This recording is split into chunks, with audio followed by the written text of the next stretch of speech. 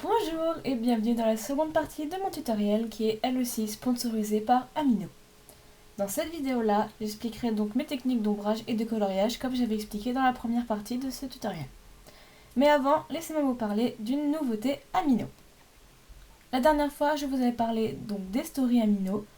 Donc c'est le format où vous pouvez créer des vidéos directement sur leur application. Eh bien, ils ont amélioré cette fonctionnalité. C'est-à-dire que désormais, on peut intégrer en fin de scène d'une story un quiz ou un sondage. Les sondages vous permettront par exemple de demander l'avis du public pour de prochaines stories comme des idées de story, des recommandations, etc. Et les quiz peuvent servir à tester les connaissances de vos fans et de par exemple les mettre à l'épreuve et en faire des concours. Mais c'est donc des exemples, à vous de décider ce que vous voulez y faire. Je vous le rappelle, cette vidéo tuto sera la seule sur ma chaîne. Le reste de mes tutoriels seront sur Amino. Donc je vous mets en description le lien qui mène sur mon profil Amino si vous voulez suivre mes tutoriels. Passons désormais à la vidéo. Si vous voulez savoir comment j'ai réalisé ce poney, vous avez la première partie de la vidéo qui est dans la description. Donc première étape pour colorier un poney, il vous faut des couleurs. Donc moi j'ai déjà choisi les miennes, je les ai mises en haut dans le petit carré blanc.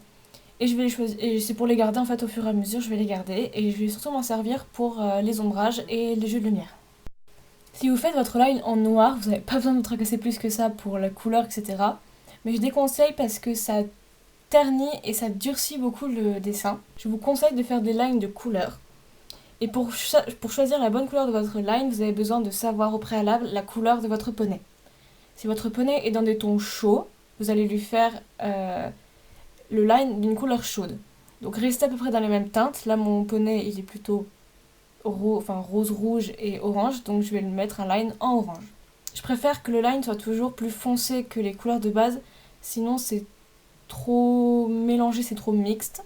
Et on s'y retrouve pas dans les ombres et les lumières, c'est un bordel pas possible. Donc essayez de faire toujours les lines de couleurs plus foncées que les couleurs. Si vous avez des couleurs différentes, des teintes de couleurs différentes sur le poney, c'est-à-dire que si votre poney a le corps de couleur chaude et les cheveux de couleur froide, séparez vos lines et coloriez-les séparément.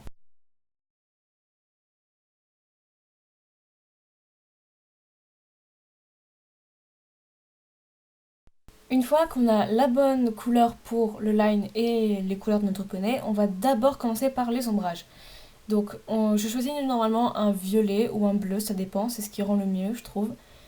Et tantôt avec un airbrush, tantôt avec un brush ou un crayon, je vais creuser les parties de mon poney qui sont le plus privées de lumière et les parties les plus serrées. Donc je fais ces ombrages sur un calque différent. Donc pas sur le calque des couleurs, pas sur le calque du line, un calque entre les deux, donc au-dessus de la couleur et en dessous du line, que je mettrai plus tard en multipli.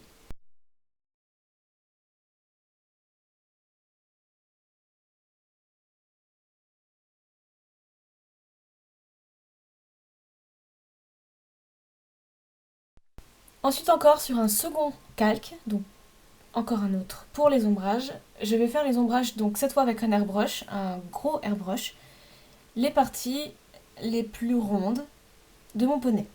Vous pouvez mettre ce calque en dessous ou en dessous ou au-dessus du premier calque des ombrages, ça n'a pas d'importance, en tout cas pas pour moi. Donc voilà, on va venir définir les parties les plus rondes du poney pour lui donner un peu plus de dimension. N'hésitez pas à flouter beaucoup ces ombrages-là pour un effet vraiment de rondeur plus rond encore. Si vos ombres sont trop serrées, sont trop linéaires, on va dire, ça donnera un effet un peu plat, ce qu'on ne veut pas, vu que c'est pour donner justement de la dimension au poney. Donc n'hésitez pas à beaucoup flouter. Mais pas trop quand même, il faut quand même qu'on voie un minimum où sont placées les ombres.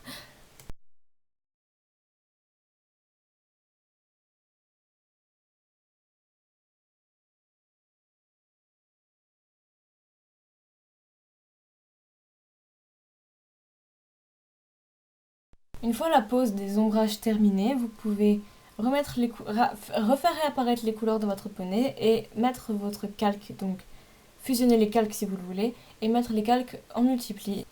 Donc là, le violet, ça rend le poney trop froid comparé à sa couleur, donc j'ai changé la couleur. Donc la prochaine chose à faire, c'est d'établir une source de lumière. Donc là, moi la mienne, je savais déjà qu'elle était en haut à gauche. Donc elle est en haut à gauche. Et donc je vais venir effacer sur le bord de mes lines les endroits qui touchent, on va dire, enfin les endroits que touche la lumière. Donc les endroits les plus proéminents comme les lèvres, le menton, le nez, le front, le devant des oreilles, le devant des cheveux, etc. Ça va rendre le dessin un peu plus clair et donner un peu plus aussi de définition aux ombres et au poney, encore une fois.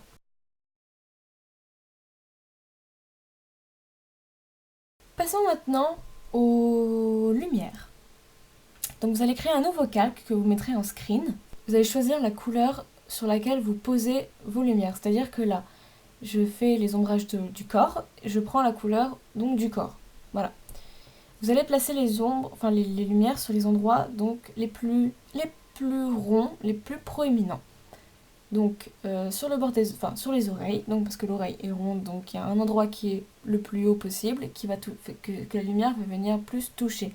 Pareil pour les joues, pareil pour les narines, pour les paupières, le dessus des sourcils, le torse, etc. Les cheveux aussi, sauf que c'est à ce moment-là, je prendrai donc la couleur des cheveux. Faites sur ce calque-là vraiment des lumières très linéaires, très par petites touches. Prenez pas l'airbrush et ne posez pas comme ça un gros coup de lumière sur quelque chose qui est bombé comme la joue par exemple. Ça viendra après. Faites d'abord des choses un peu plus douces. Une fois tout ça fini, maintenant vous pouvez prendre l'airbrush et mettre un tout petit coup avec une grosse taille de pinceau, un tout petit coup sur les endroits que vous avez déjà fait. C'est juste pour les rendre un peu plus brillants, un peu plus bombés, un peu plus définis. Ça va pas... il faut pas que ce soit trop. Mettez-en juste sur les endroits que vous avez définis au préalable avec votre crayon. Je vais y arriver.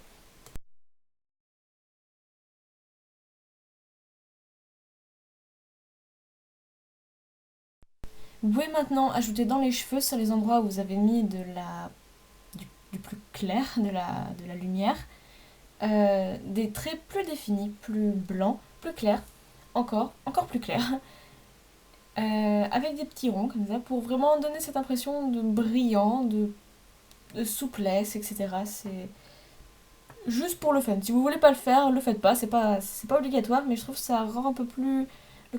les cheveux un peu plus propres, un peu plus brillants, un peu plus beaux.